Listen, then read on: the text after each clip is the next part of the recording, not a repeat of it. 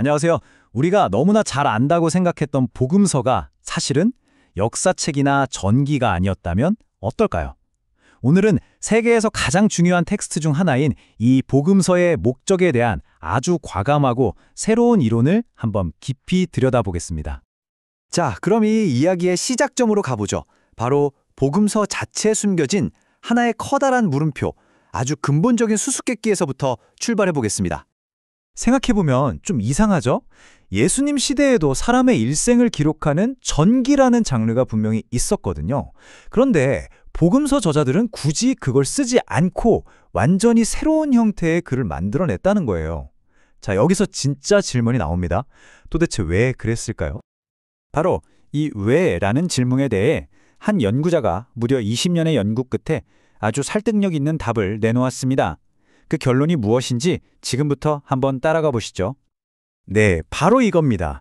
복음서는 단순히 예수님의 생애를 기록한 역사책이 아니라 초기 기독교 공동체가 새로운 제자들을 키워내기 위해 사용했던 아주 실용적이고 체계적인 훈련 교과서였다는 주장이에요. 이 표를 보시면 그 차이가 확 드러나죠. 보통 전기라고 하면 태어나서부터 죽을 때까지 그 사람의 인생 전체를 다루잖아요. 그런데 복음서는 정말 신기할 정도로 예수님의 공생에 딱 그 3년에만 집중하고 있어요. 제자들을 가르치고 훈련시켰던 바로 그 시간이요. 이게 그냥 이 부분이 중요하니까 여기만 써야지 하는 단순한 편집이 아닐 수 있다는 겁니다. 어쩌면 이 책의 진짜 목적을 알려주는 가장 결정적인 단서일지도 몰라요. 심지어 이 이론은 한 걸음 더 나아가는데요. 각 복음서가 마치 다른 과정의 교과서처럼 쓰였다는 거예요. 예를 들어 마태복음이나 누가복음은 1년짜리 기본 과정, 그리고 요한복음은 3년 반에 걸친 심화 과정의 훈련 매뉴얼이었다는 거죠.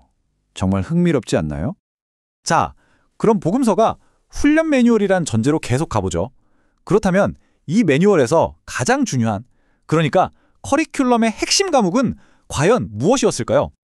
이 이론은 그 핵심을 설명하기 위해 아주 강력하고 아름다운 비유를 하나 제시합니다. 바로 이겁니다.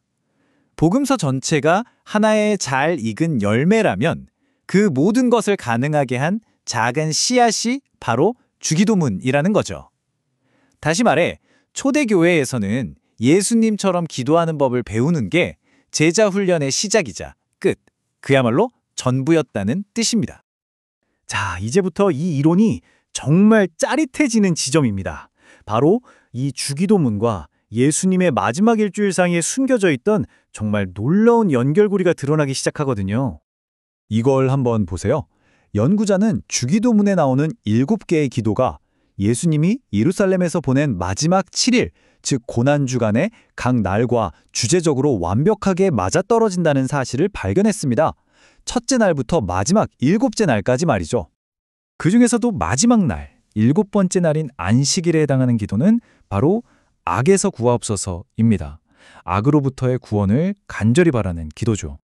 그런데 바로 그 안식일이 시작되기 직전 십자가에 달리신 예수님이 외친 마지막 말은 이것이었습니다. 어찌하여 나를 버리셨나이까?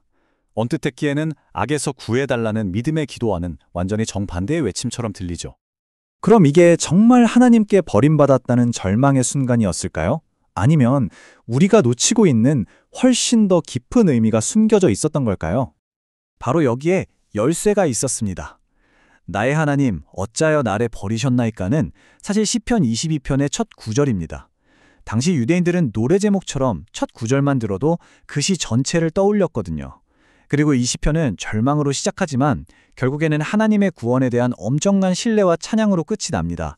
그러니까 예수님은 절망을 외친 게 아니었어요.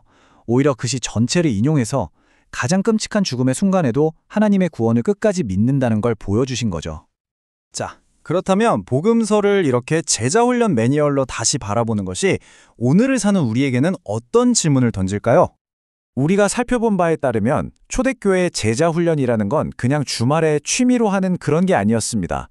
삶 전체를 던져야 하는 강도 높은 과정이었고 공동체를 이끌 리더를 키워내는 게 목표였죠. 매일 깊이 있는 훈련과 엄청난 헌신이 필요했습니다. 그리고 바로 이 지점에서 우리는 마지막 질문과 마주하게 됩니다. 모든 것이 쉽고 빨라진 오늘날, 이렇게 깊고 치열하게 함께 배우고 성장하는 방식은 혹시 우리가 잃어버린, 사라져가는 기술이 아닐까요? 한때 공동체의 심장이었던 그 훈련 모델을 잃어버렸다면 우리에겐 과연 무엇이 남았을까요?